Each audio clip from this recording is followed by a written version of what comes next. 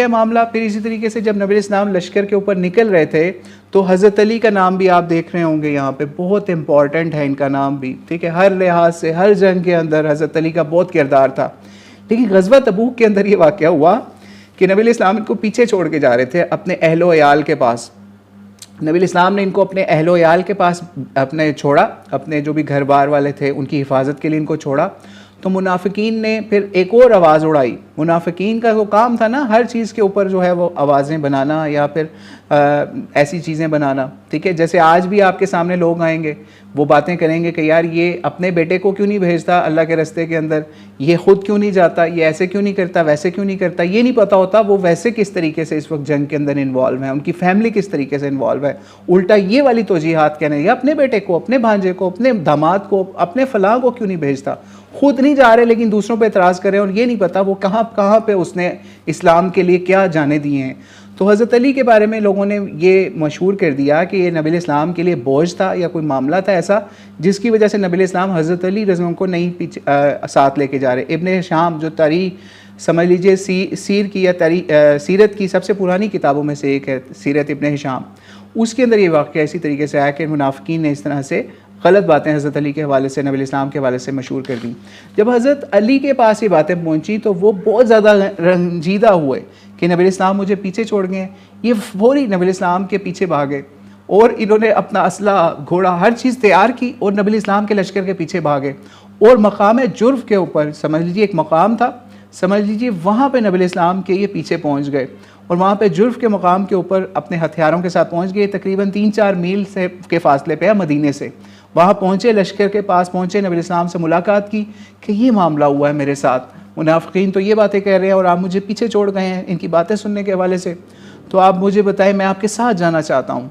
तो नबी इस्लाम ने उनको समझाया और कहा वो झूठ बोलते हैं मुनाफिकीन जो आपके ऊपर ऐसे इल्ज़ामात या मेरे ऊपर लगा रहे हैं।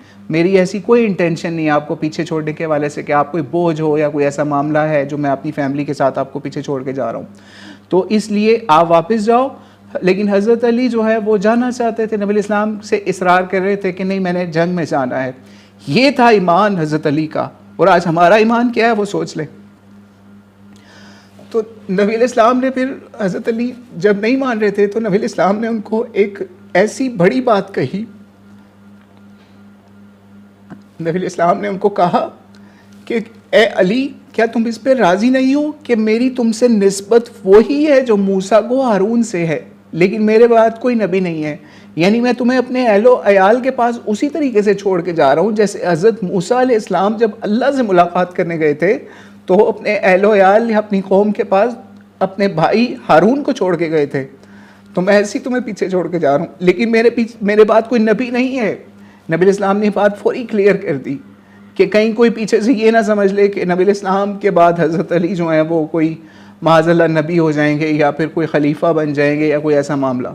और इसके साथ फिर हज़रत अली जो है वो इस बात के ऊपर मुतमईन हुए और वापस मदीने में चले गए कि इतनी बड़ी फजीलत नबी इस्लाम ने बता दी उनको कि अम्बिया वाली निस्बत नबी इस्लाम ने मेरे साथ कर दी है कि मेरे पीछे अब तुम लोगों का ख्याल रखोगे इस हवाले से।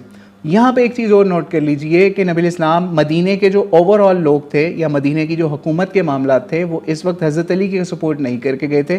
सीरत की बहुत सारी किताबों के मुताबिक, इवन इब्न हिशाम के मुताबिक भी नबी इस्लाम ने मोहम्मद बिन मुस्लिमा को यहाँ पे समझ लीजिए मुसलमानों का निगरान छोड़ा था और अपने अहले खाना का निगरान हज़रत अली को छोड़ा था। इस मामले के ऊपर अक्सर लोग या हमारे कुछ ख़ास लोग जिनका ख़ास एक सेक्ट से ताल्लुक़ होता है वो यहाँ पे इससे ये साबित करने की कोशिश करते हैं कि नबी इस्लाम अपना खलीफा जो है वो हज़रत अली को बना के गए थे कि अगर मैं नहीं रहा तो मेरे बाद तुम खलीफा होगे। तो ऐसी बात अगर होती तो नबी इस्लाम इसका वाज़ेह ऐलान करके जाते, लेकिन ऐसा कोई ऐलान नबी इस्लाम ने नहीं किया। और मोहम्मद बिन मुस्लिमा जो हैं उनको नबी इस्लाम ने मदीने का ओवरऑल निगरान बनाया। और इवन एक और नाम भी सीरत की किताबों में मिलता है कि उसको भी निगरानी मदीने की नबी इस्लाम ने सौंपी हुकूमत के हवाले से। तो इसलिए ये भी एक बहुत इंपॉर्टेंट मामला है। इससे आपने कहीं कंफ्यूज नहीं होना कि नबी इस्लाम अपने बाद क्या हज़रत अली को कहीं खलीफा तो नहीं बना के गए, तो ऐसा मामला नहीं हुआ, ठीक है। यानी मदीने से तबूक के वाक़े के ऊपर या तबूक के महाज के ऊपर जाते